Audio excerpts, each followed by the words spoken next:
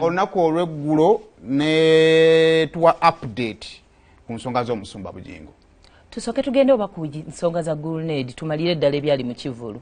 Okay, ne poliisi yatwadde report ku yayogedde ku nsonga za grenade official batuwe poliisi.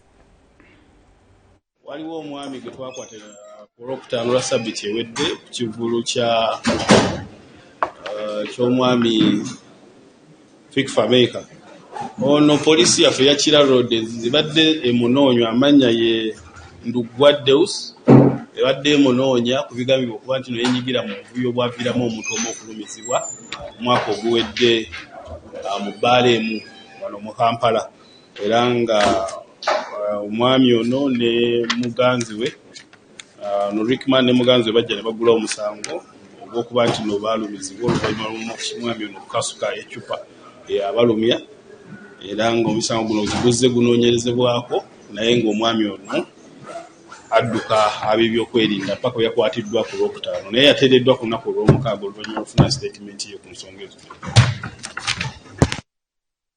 Okimanyi mbuno Rickman yafunira ddala enkovu wano ku mumwa bambi yaddala. Antira bamukuba ebyaddala. Now sometimes until oyinza ofuna aka bruise and you don't even like afuna obuzibu okukiisinga.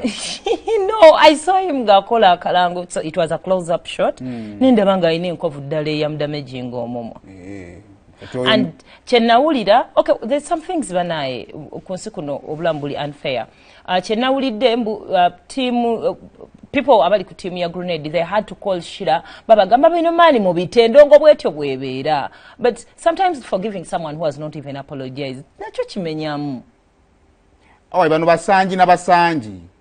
Ensonga za mukazi. Ensonga za mukazi. Kati era you need to understand oba naawe oli munoonya ku kkubo naawe n'omuwa. Kigwe man to man. Man to man. Kwaganya okwetonda kati naawe munoonye. Kasalo omukuba ate kinaasukka. Kale poliisi kegatireko ddala ku nsonga za Pastor Bujingo.